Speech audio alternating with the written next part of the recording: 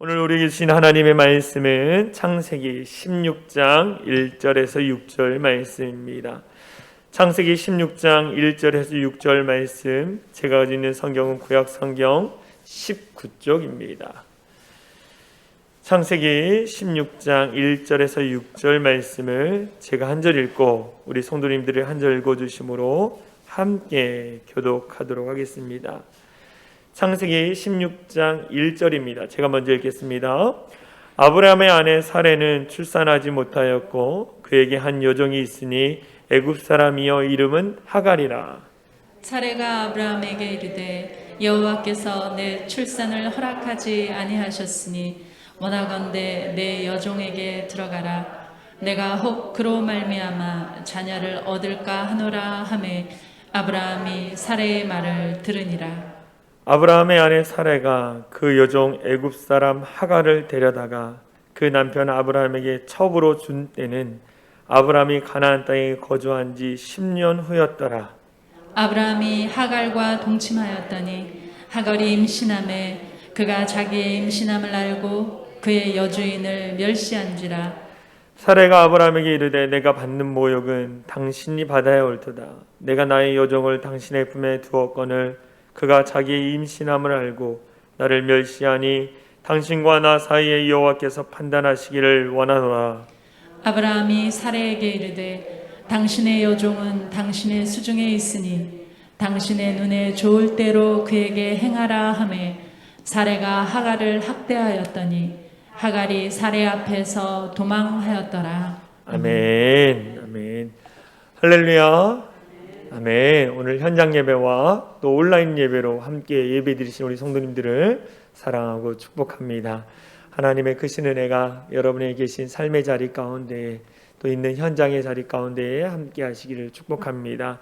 오늘 우리가 함께 은혜 받을 말씀의 제목은 은혜를 누리며 살라입니다. 은혜를 누리며 살라.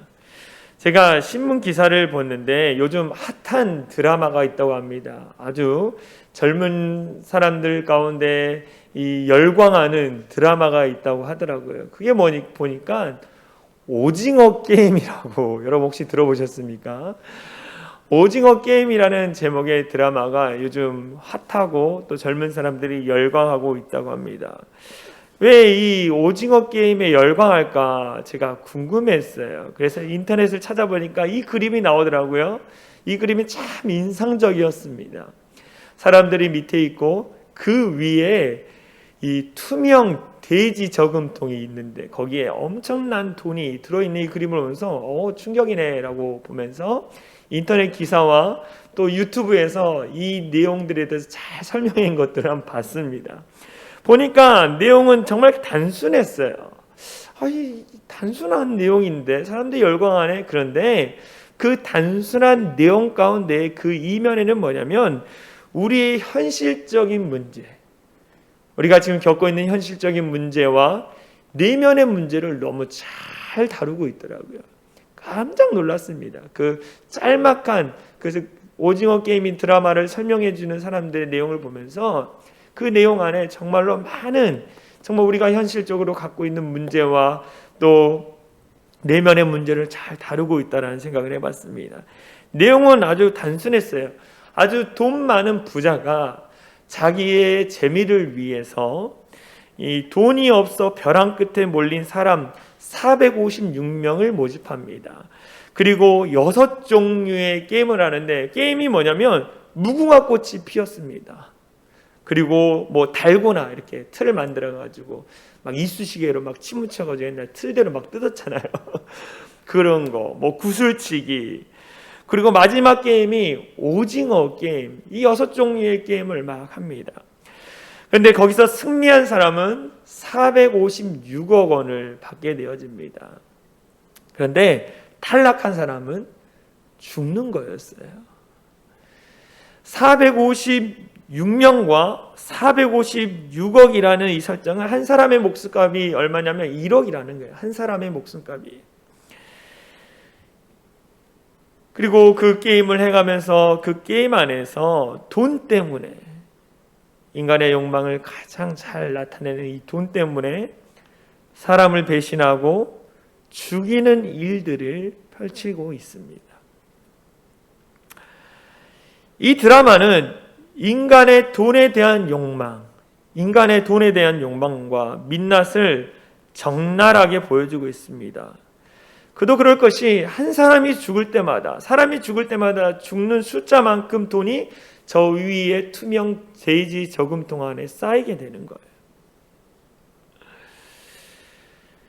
언제부터 돈이 사람의 목숨보다 귀한 시대가 되어 왔는지 생각을 하면서 이 오징어 게임이라는 것을 사람들이 열광하고 또 많이 찾아보는 것을 보면서 씁쓸한 마음이 들었습니다. 이 드라마의 사람들이 열광하는 것은 지금 우리가 겪고 있는 이 사회, 돈이면 모든 것을 해결하고 돈이면 다 된다고 생각하는 시대를 사는 우리들의 삶을 반영하고 있다라는 거예요. 이 드라마 안에. 제가 이 오징어 게임이라는 내용들을 살펴보면서 그렇다면 과연 우리가 그동안 믿어왔고 우리가 보아왔던 그 성경 말씀은 우리의 삶에 얼마나 현실적이고 삶을 반영하고 있는지에 대한 생각을 해보았습니다. 그러면서 제가 그동안 신앙생활을 해왔던 또 말씀을 통해 내가 살아왔던 것들을 비추어 보고 또 하나님의 말씀을 보니까 하나님의 말씀은 무엇입니까? 진리예요. 진리이기 때문에 우리의 현실의 문제 모든 것을 다 반영하고 있더라고요. 시대는 다릅니다. 시대는 성경의 시대와 지금 현 시대는 너무나 다르지만 생활은 다르지만 그러나 삶 자체의 하나님은 뭐냐? 그 말씀을 통해 우리의 삶이 더욱더 풍성해지고 은혜로운 삶이 되기를 원하는 것처럼 하나님이 그 가운데 담겨 놓으셨다라는 거예요. 그래서 이 성경이라는 것은요, 하나님 우리 가르치는 이 성경이라는 것은 비상식적인 거나 철학적인 게 아니에요. 아주 현실적이라는 거예요. 실천 가능한 거라는 거예요. 그래서 우리가 말씀을 많이 읽고 기도를 많이 하는 이유가 여기에 있는 것입니다. 우리가 말씀을 많이 읽고 또 기도를 많이 할 때 그것이 말씀이 내 안에 삶으로 다가오게 되는 거예요. 할렐루야. 이런 은혜를 날마다 경험해야 합니다. 성경의 관심은 오늘 이 땅을 살아가는 우리에게 관심이 있는 거예요. 우리가 어떻게 살아가는지에 대해서 성경은 관심이 있습니다. 그래서 내가 남편으로서, 아내로서, 직장인으로서, 고용주로서, 교인으로서, 목사로서 어떻게 내가 살아가는지에 하나님은 늘 관심을 갖고 계세요. 그것이 사소한 것일지라도 늘 바라보시면서 관심을 갖고 있다라는 거예요. 그래서 우리는 뭐냐? 하나님의 가르침, 그 성경 말씀대로 살아가기 위해서 애쓰고 노력해야 한다는 것입니다. 오늘 본문에 보면 이 아브라함의 삶에 대해서 나오고 있습니다. 아브라함이 얼마나 하나님의 놀라운 축복을 받았습니까? 갈대아 우르라는 우상이 넘치는 곳 가운데 하나님의 부르심을 받았어요. 창세기 12장에 가서는 하나님께서 그 놀라운 축복을 눈으로 보여주시는 거예요. 눈으로 보여주셔요. 얼마나 놀라운 은혜, 축복을 받았습니까? 아마 아브라함 마음 가운데는 하나님이 계시는 이 자리, 정말 이곳에 있고 싶다. 평생 이 자리에 있고 싶다라는 마음이 있었을 것입니다. 은혜가 쏟아지는 그 자리 가운데 있고 싶었을 거예요. 여러분들이 그 예수님을 처음 만났을 때가 언제입니까? 예수님을 만나고 얼마나 감격과 감동에 젖어 있었습니까? 그냥 이곳에 끊임없이 주님과 함께 있고 싶다라는 생각을 해본 적이 있지 않습니까? 그 자리를 떠나고 싶다. 우리가 은혜를 많이 받았을 때, 정말 성령이 충만했을 때, 정말 나도 모르게 일어나서 춤추며 성령의 임재 속에 있었을 때 그 자리를 떠나고 싶지 않았을 때가 있지 않습니까? 바로 아브라함이 그랬다라는 거예요. 창세기 12장에 하나님과 함께 거했다라는 거죠. 그 장소가 너무 좋은 거예요. 은혜를 풍성하게 누렸습니다. 성경에 보면 예수님이 제자들과 변화산에 올라가죠. 그래서 모세와 엘리야와 예수님이 함께 형언할 수 없는 놀라운 그 광채 가운데 이야기 나누고 보면서 베드로가 이렇게 얘기했어요. 너무 큰 은혜를 받은 거예요. 그러면서 이렇게 얘기합니다. 누가복음 9장 33절에 이렇게 얘기합니다. 주여 우리가 여기 있는 것이 좋사오니 우리가 초막 셋을 짓되 하나는 주를 위하여, 하나는 모세를 위하여, 하나는 엘리야를 위하여 하사이다 라고 얘기하는 거야.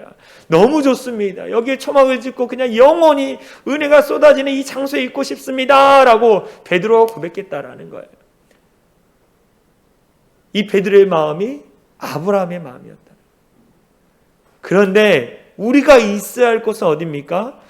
은혜 받는 장소에도 있어야지만 우리가 있어야 할 곳은 이 변화산이 아니에요. 창세기 12장에 머물러 있는 게 아니에요. 우리가 있어야 할 곳은 어디입니까? 우리의 삶의 터전이라는 거예요. 교회 안에서 은혜를 많이 받았습니다. 교회 안에 계속 있고 싶어요. 교회에 계속 있고 싶어요. 그런데 우리에게 주어진 건 뭐예요? 내 가정이 있고 직장이 있고 사업장이 있는 거예요. 그곳으로 가야 하는 거예요. 어떻게 해야 합니까? 이곳에서 받았던 은혜를 가지고 내게 주어진 삶의 자리에 가서 은혜를 나누고 그 은혜를 누리며 살라고 하나님께서 우리 가운데 말씀하고 있는 거예요. 은혜 받는 것도 어렵습니다. 그런데 더 어려운 거는 뭐냐? 그 은혜를 나누고 누리며 사는 게 더 어려워요. 어떤 분들은 교회에서 말씀을 많이 듣습니다. 은혜가 됩니다. 찬양이 뜨겁고 기도가 막 됩니다. 은혜를 풍성하게 받았어요. 그런데 집에 가니까는 보여지는 여러 가지 상황으로 말미암아 그 은혜를 나누는 게 아니라 그냥 은혜를 땅바닥에 던지고 그냥 쏟고 가는 분들이 많아요. 하나님께서 원하시는 건 뭐냐? 은혜를 받았으면, 변화산에서 은혜를 받았으면, 창세기 12장에서 은혜를 받았으면 그 은혜를 가지고 세상으로 가서 은혜를 나누고 살아가라고 우리 가운데 말씀하시는 거예요. 여러분들 은혜를 나누고 은혜를 누리며 살아가고 계십니까? 다시 질문하겠습니다. 받은 은혜를 여러분의 가정에 가서 자녀들에게 또 가족들에게 나누고 또 은혜를 누리며 살아가고 계십니까? 주여.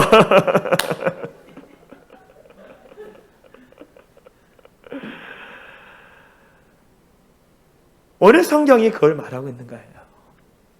은혜를 받고 그 은혜를 가지고 나누고 누리는 삶이 어렵다라는 것을 아브라함이 몸소 보여주고 있어요. 오늘 본문을 보면. 근데 주님은 뭐냐? 그 가운데서도 그것이 어려울지라도 은혜를 나누고 누리며 삶을 살아야 한다고 말하고 있어요. 우리가 은혜를, 하나님이 주신 그 은혜를 나누고 누리기 위해서는 첫 번째 어떻게 해야 하느냐? 하나님의 때를 기다려야 합니다. 우리가 받은 은혜를 나누고 누리기 위해서는 하나님의 때를 기다려야 돼. 하나님의 때를 기다려야 합니다. 창세기 16장 1절에 보면 이렇게 나와 있어요. 아브라함의 아내 사레는 출산을 하지 못하였고 그에게 한 여종이 있으니 애굽 사람이여 이름은 하갈이다. 아브라함의 아내 사레가 출산하지 못했다라고 16장에는 이렇게 이야기하고 있습니다. 15장에서 무슨 일이었습니까? 하나님이 아브라함이 은혜를 받아가지고 하나님 앞에 제사를 드려요. 제사를 드립니다. 그리고 다시 한번 하나님의 약속, 내가 너를 축복하고 너 하늘의 별과 같이 내 자손을 많게 하겠다라고 말씀하십니다. 15장에서 16장까지 넘어가는 시간이 몇 년인지 아십니까? 10년이에요. 10년.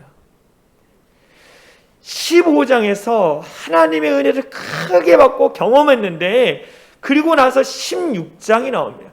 10년 동안 무슨 일이 일어났을까요? 성경에서 그것을 말씀해 주지 않습니다. 그런데 16장에 나와 있는 아브라함의 상태를 보면 이 10년의 세월 가운데 무슨 일이 있었는지를 알 수 있어요.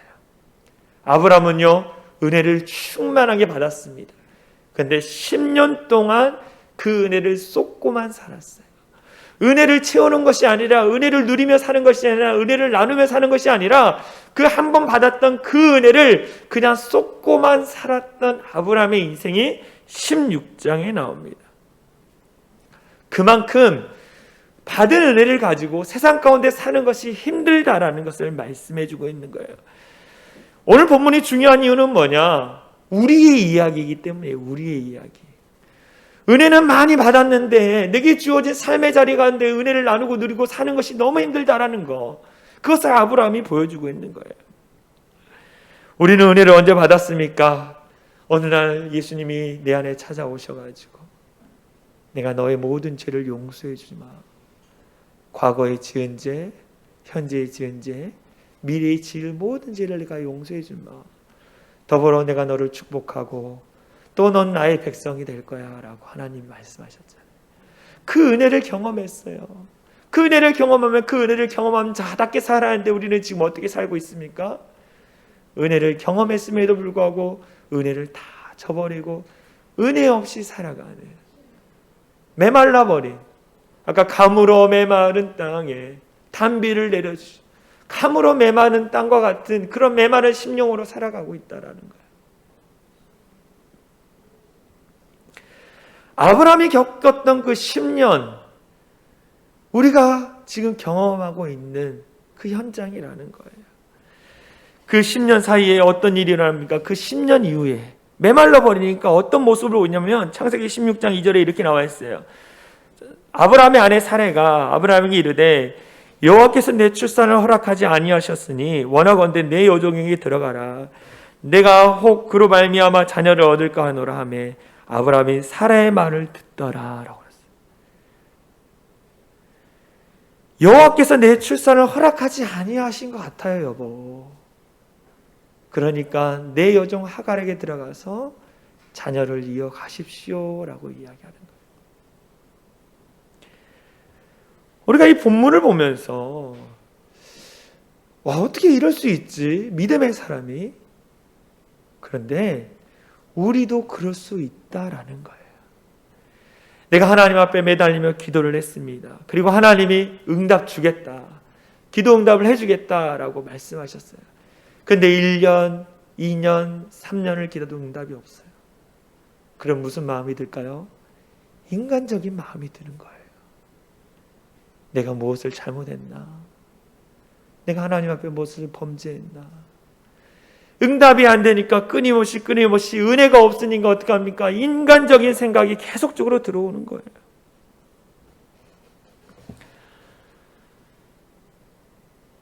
아브라함과 사레가 했던 이 행동은 뭐냐?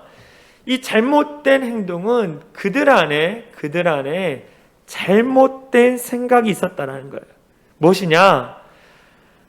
하나님이 약속을 주셨지만 그것을 이루는 사람은 나라고 생각하는 거예요. 오해 잘 들으셔야 돼요. 하나님은 우리에게 약속을 주셨는데 그 약속을 이루는 것은 나다라고 아브라함과 사라가 갖고 있었어, 생각. 근데 그것은 잘못된 생각이에요, 여러분. 하나님이 약속을 주셨고 그것을 이루어 가시는 분 누굽니까? 내가 아니라 하나님이신 거예요. 그리고 그것을 열매 맺게 하신 분도 누구예요? 하나님이에요. 내가 하는 게 아니에요. 나는 단지 뭐 하느냐? 순종할 뿐이죠. 우리는 그래요. 하나님이 약속하시고 뭔가를 응답을 주셨으면 내가 그것을 성취하기 위해서 막 달려가요. 아니라는 거예요. 하나님이 해 나아가시도록 나를 드리는 거예요. 그게 순종입니다. 할렐루야. 하나님의 때에 하나님이 이루어 가시도록 맡겨 드리는 것이 중요하다라는 거예요. 그래서 우리는 뭐냐?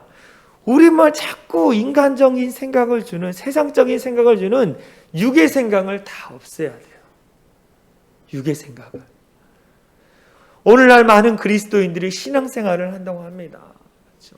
예수님 믿고 하나님 백성으로 살아간다 그래요. 그런데 가만히 잘 보면 세상적인 방법으로, 인간적인 방법으로, 인간적인 생각으로 하나님을 섬기고 예수님을 믿고 따르는 자들이 너무 많아요. 그리고 교회 안에서 무슨 일을 행할 때도 세상적인 방법으로 뭔가를 해나가는 사람들을 보게 돼요. 제가 큰 교회에 있어서 그런지 몰라도 큰 교회에서는 정말로 많아요. 다양한 사람들이 많으니까.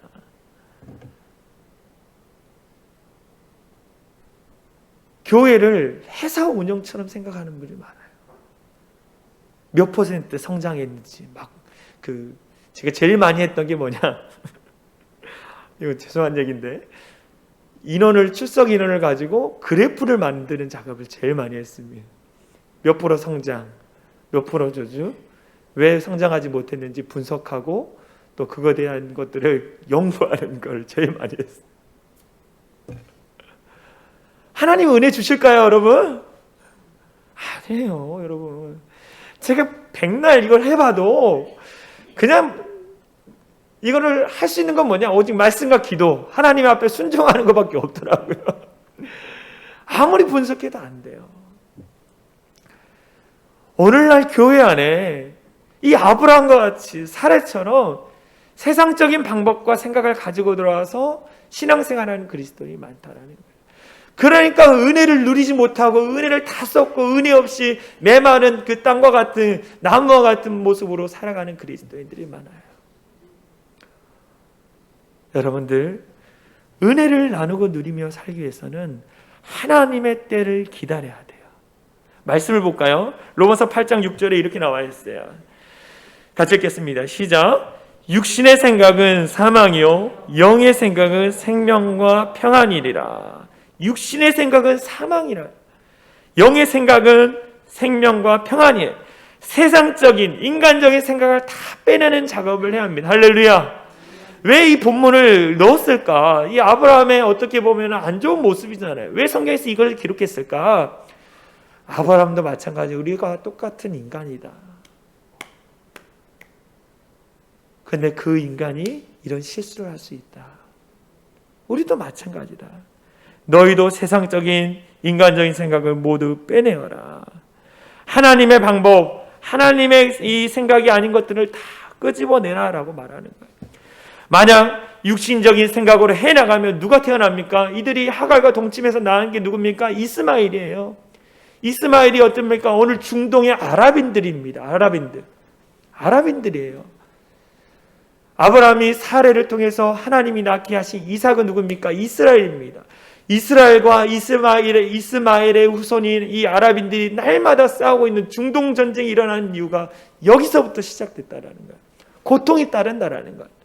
육신의 생각은 사망이요 고통이라는 거예요. 그래서 우리는 하나님의 은혜를 나누고 누리기 위해서는 어떻게 해야 하느냐? 하나님의 때를 기다려야 합니다. 할렐루야. 두 번째 어떻게 하느냐? 육의 생각을 버리고 영의 생각을 따라야 돼요. 끊임없이 말합니다. 여러분들 육신의 생각을 버리십시오. 영의 생각을 따라야 합니다. 성령이 우리에게 주시는 마음을 따라야 합니다. 아브라함이 육신의 생각을 따랐습니다. 누구의 말을 따랐습니까? 영적으로 미숙한 사라의 말을 따랐어요. 영적으로 미숙한 사라의 말을 따랐다라는 거예요. 그런데 그가 왜 따랐을까? 왜 믿음이 더욱더 충만한 아브라함이 왜 영적으로 미숙한 사라의 말을 따랐을까? 제가 생각해 보니까 이거예요. 아브라함 마음 안에 그 마음 가운데 개인적인 욕심, 소망이 강했어요. 소원이 있었다. 그게 뭐냐? 아들에 대한 집착이었어요. 이 당시 아들이 없다라는 것은 아무것도 없는 거랑 마찬가지였어요. 대가 이어지지 않으니까. 그런데 아브라함은 늘 마음에 아들에 대한 집착이 있었어요. 사단은요, 인간의 그 집착을 잘 이용합니다. 에덴 동산에서 하와가 거닐고 있었어요. 그런데 하와 마음 안에 뭐가 있었습니까? 하나님으로부터 벗어나고 싶은 어떤 그 자유함에 대한 집착이 있었을 거예요. 사단이 그것을 콕 집어서 이야기를 했습니다. 그랬더니 하와가 그것을 받고 자유하지 않았더니 뭡니까? 죄로부터 묶이는 일이 경험하게 되는 거예요. 아브라함이 그랬습니다. 오늘 본문에 보니까 아브라함이 그 안에 집착이 있었어요. 그래서 어떻게 했습니까? 사라의 말을 따라 하갈과 동침합니다. 동침하고 나서 무슨 일이 일어납니까? 아까도 말씀드렸던 것처럼 고통이에요. 육신의 생각은 사망이다. 육신의 생각은 고통이다라는 것이 이 본문에 나와 있습니다. 첫 번째 어떤 고통을 경험합니까? 사라가 고통을, 함께하는 아내가 고통을 당합니다. 어떤 고통입니까? 그동안 말을 잘 들었던 자신의 여종 하갈이 이제는 뭐야? 아브라함의 자손을 베고 나서 배가 나오니까 주인을 멸시합니다. 아내가 고통받으니까 그 아내의 고통이 누구에게 옵니까? 남편에게 오게 돼요. 아브라함과 사라의 사이가 멀어지기 시작합니다. 그러면서 창세기 16장 5절에 이렇게 얘기하죠. 사라가 아브라함에게 이르되 내가 받은 모욕은 당신이 받아야 옳도다. 내가 지금 하갈에게 받는 이 모욕은 당신이 받아야 한다. 내가 나의 여종을 당신의 품에 두었거늘 그가 자기의 임신함을 알고 나를 멸시하니 당신과 나 사이에 여호와께서 판단하시기를 원하노라 라고 했어요. 아브라함과 사라 사이가 멀어집니다. 두 번째 고통이에요. 세 번째 고통은 무엇입니까? 가정이 갈라지게 돼요. 창세기 16장 6절에 보면 이렇게 나옵니다. 당신의 여종은 당신의 수중에 있으니 당신의 눈에 좋을 대로 그에게 행하라 하매 사레가 하갈을 학대하였으니 하갈이 사레 앞에 도망하였더라. 아브라함의 자녀를 뵌 여인이 도망가는 거예요. 가정이 갈라지는 거예요. 네 번째 고통은 무엇입니까? 이스마엘과 하갈이 낳은 이스마엘과 사레가 낳은 이삭과 끊임없이 이 성경의 역사나 또 오늘날 보면 끊임없이 후손들이 싸우는 것을 보게 되는 거예요. 그 한 번의 인간적인 생각으로 말미암아 끊임없이 고통이 이어지는 거예요.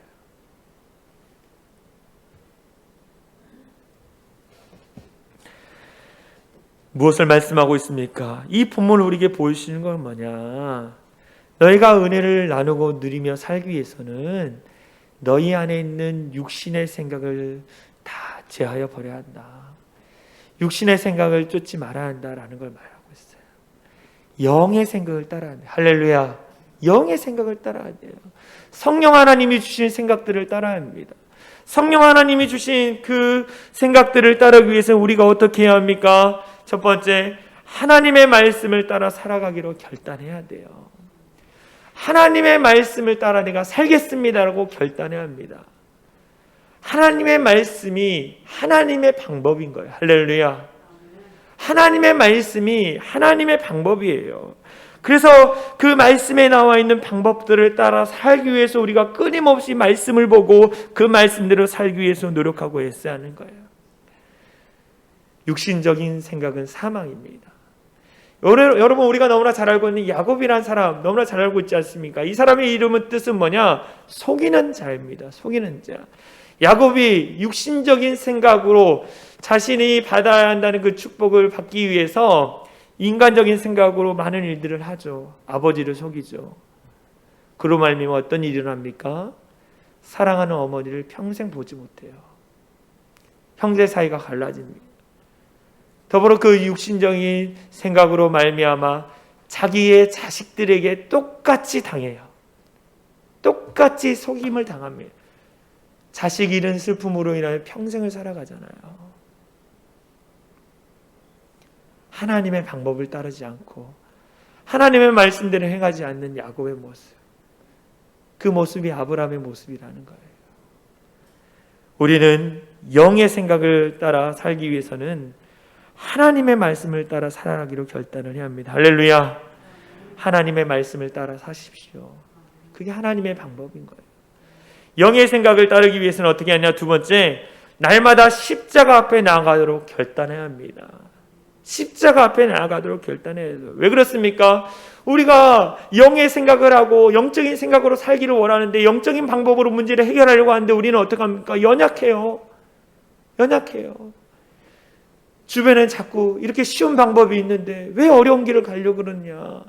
그냥 쉽게 살아 이렇게 얘기하는데 내 마음은 너무 괴롭다라는 거예요.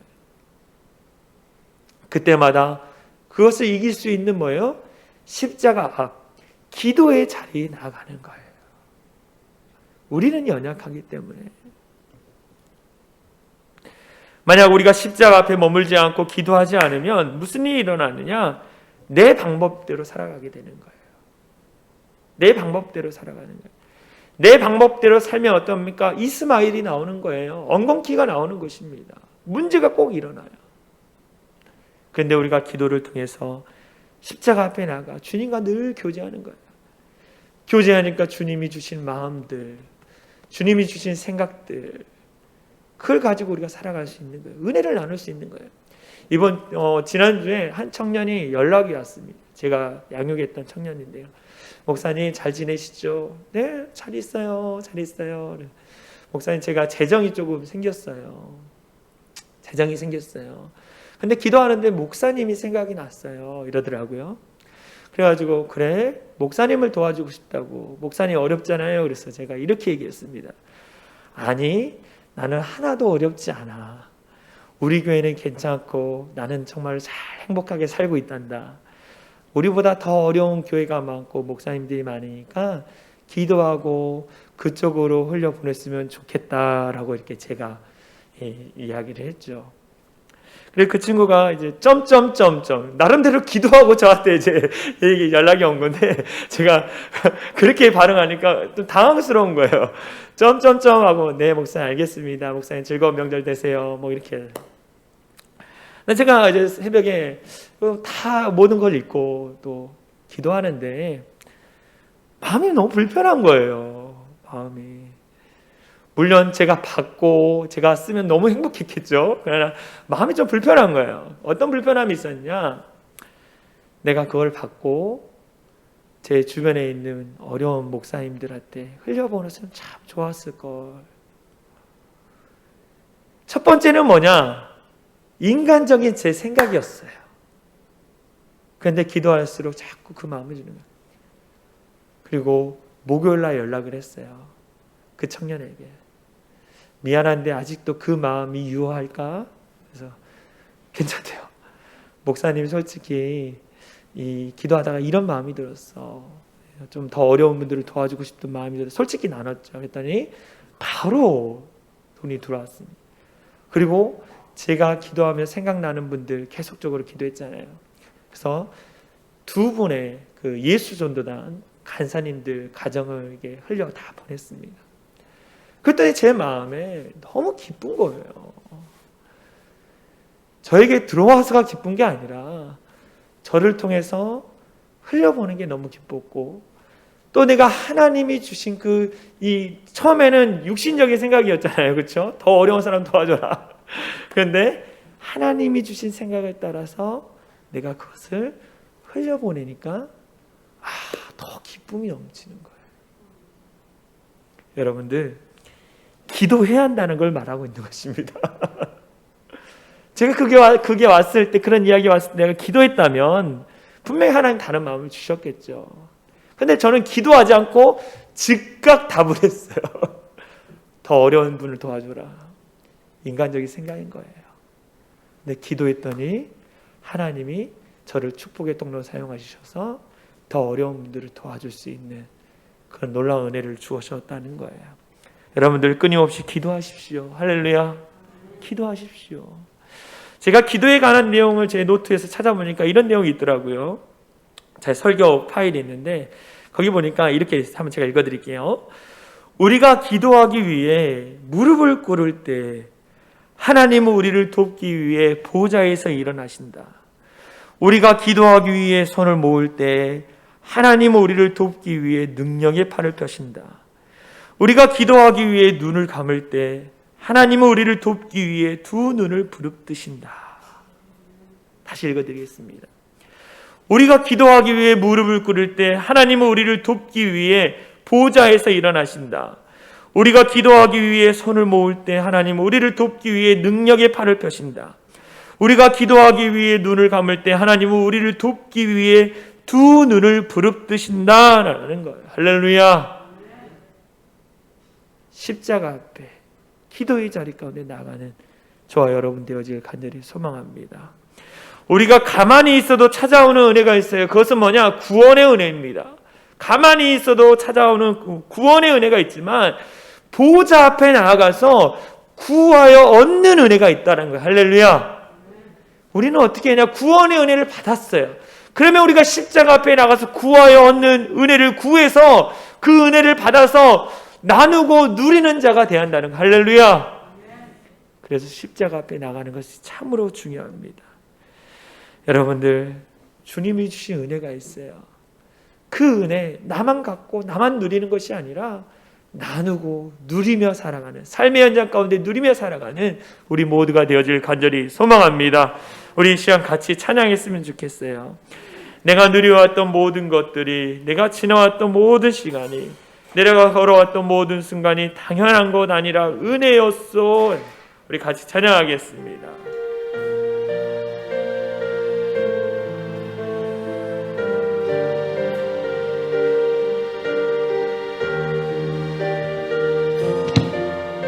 내가 누려왔던 모든 것들이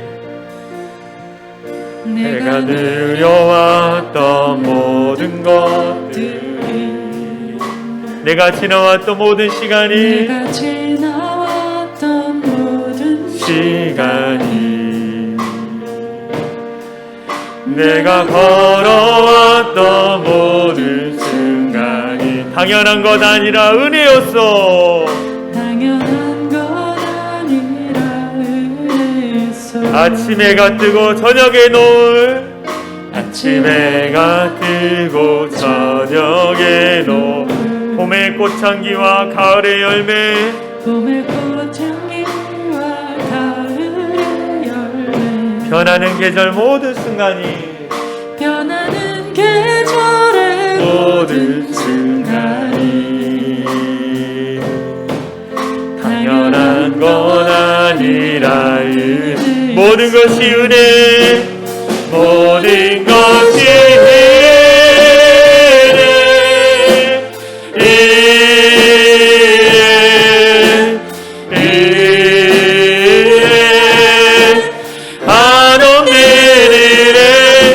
삶에 당연한 것 하나도 없었던 것을 모든 것이 내가 이 땅에 태어나 사는 것 내가 이 땅에 태어나 사는 것 어린아이 시절과 지금 숨을 쉬며 살며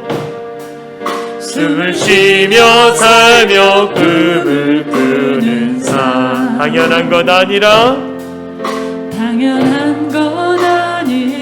은혜였어. 내가 하나님의 자녀로 살며 오늘 이렇게 찬양하고 예배하는 삶 오늘 찬양하고 예배하는 삶 복음을 전할 수 있는 축복 당연한 것 아니라 은혜였어. 당연한 것 아니 모든 것이 은혜 모든 것이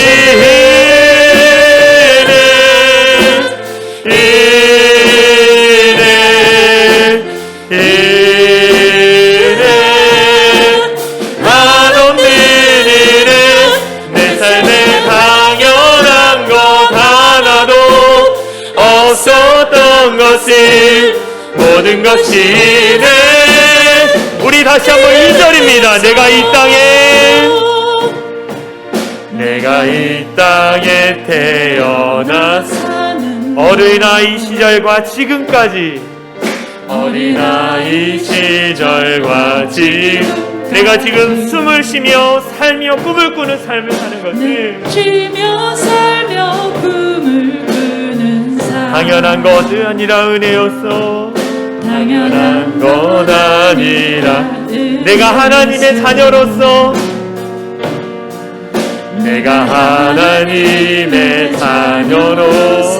이 시간 이렇게 찬양하며 예배하는 삶을 사는 것을 복음을 전할 수 있는 은혜를 나누어 줄 수 있는 축복 당연한 것 아니라 은혜였어. 당연한 것 아니라 모든 것이 은혜 모든 것이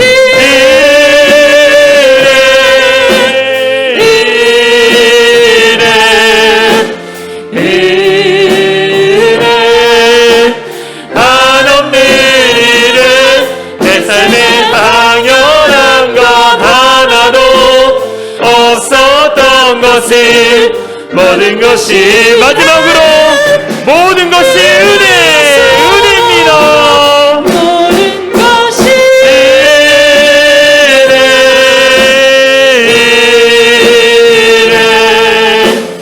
은혜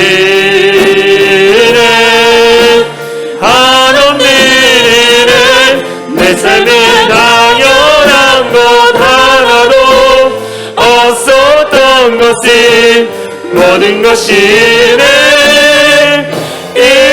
은혜였소. 참으로 감사한 한 주였습니다. 그 청년의 정말 귀한 예물이 저를 통해서 귀한 어려운 가정 가운데 있는 그 간사님들에게 흘러갔을 때 그 간사님들, 목사님들이 저에게 이렇게 얘기했어요. 너무 고맙습니다. 너무 고맙습니다. 그 이야기를 듣는 순간 제 안에 참 하나님 너무 감사합니다. 하나님의 주신 그 은혜를 이렇게 흘려보낼 수 있도록 은혜를 주신 것 감사합니다 라고 제가 기도를 했어요. 여러분들, 우리가 날마다 은혜 속에 살기 위해서 애써야 합니다. 노력해야 돼요. 은혜를 다 썼고 메마른 심령으로 늘 주일날 예배 와서 은혜 달라고 은혜 달라고 은혜 달라고 그렇게 하는 성도가 아니라 이제는 내가 받은 그 은혜를 나눠줄 수 있는 성도가 돼야 돼요. 그러기 위해서 어떻게 해야 합니까? 말씀대로 살겠습니다. 내가 늘 십자가 앞에 나가 하나님 앞에 기도하면서 그 기도의 영적인 충만한 은혜를 경험해서 내게 주어진 가정에 가서 우리 자녀들에게, 내 주변의 사람들에게 은혜를 흘려보내겠습니다. 주님, 나를 은혜의 사람이 되게 하여 주시옵소서. 은혜가 풍성한 사람이 되게 하여 주시옵소서. 이 시간 합심으로 간절히 기도합니다. 기도하겠습니다. 사랑과 은혜가 많으신 하나님 감사합니다. 하나님,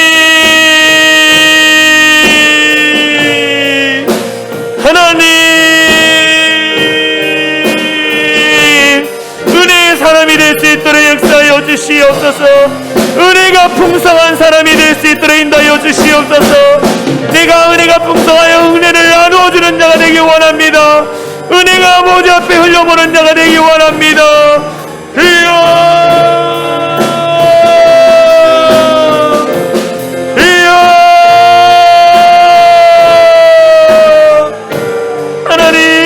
우리 가운데 부어주신 그 은혜를 나누며 누리며 사는 자가 되게 하여 주시옵소서. 하나님이 주신 것들 가운데에 음성을 나누고 함께 흘려보낼 수 있는 귀한 자들 되게 하여 주시옵소서. 우리 안에 멈춰있는 그 은혜가, 아버지 말할 수 없는 하나님이 주신 그 은혜가 우리 안에 넘쳐날 수 있도록 하여 주시옵소서. 그 인간적인 방법, 인간적인 생각들 다 떨쳐버리고 아버지 하나님 앞에 온전히 머물며 기도하며 나갈 수 있는 우리 모두가 될 수 있도록 역사하여 주시옵소서.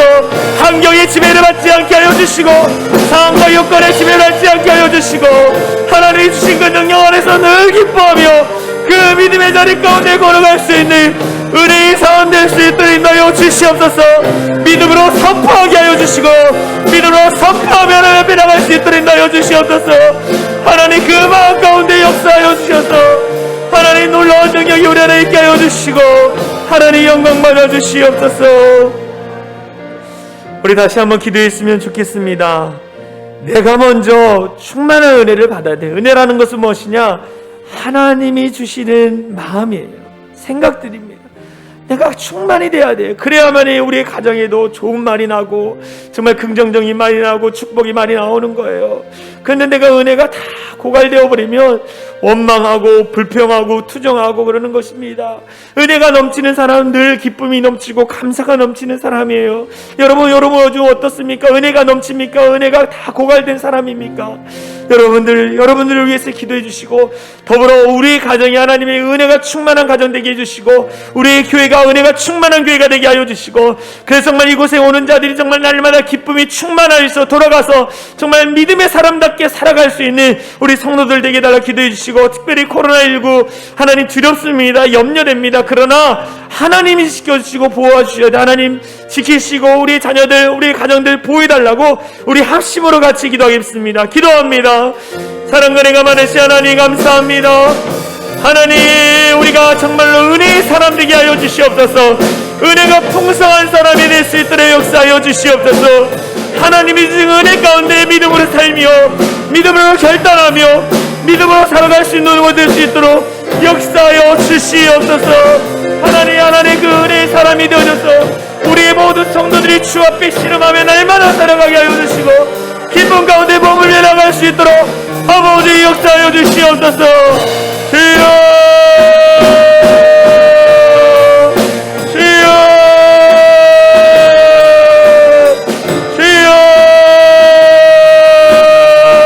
은혜의 물결이 이곳 가운데 차고 넘칠지어다. 은혜의 넘쳐날지어다. 은혜가 우리 안에 풍성히 넘쳐날지어다. 하나님께서 함께하여 주셔서 그 은혜 속에 날마다 거할 수 있는 복된 교회 되게 하여 주시고 복된 가정 되게 하여 주시고 하나님이 지금 놀라운 영적인 충만함이 일어날 수 있도록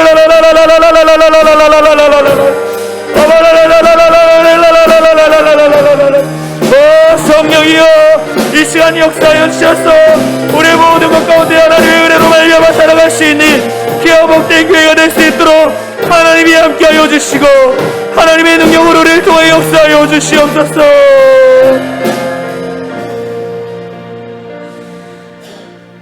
사랑과 은혜가 많으신 하나님 감사합니다. 모든 것이 하나님의 은혜임을 다시 한번 고백하며 나아갑니다. 하나님, 날마다 부어주시는 그 놀라운 그 하나님의 은혜가 우리 삶의 현장에 나아가서도 누리며 나누며 사는 자가 될 수 있도록 인도하여 주시옵소서.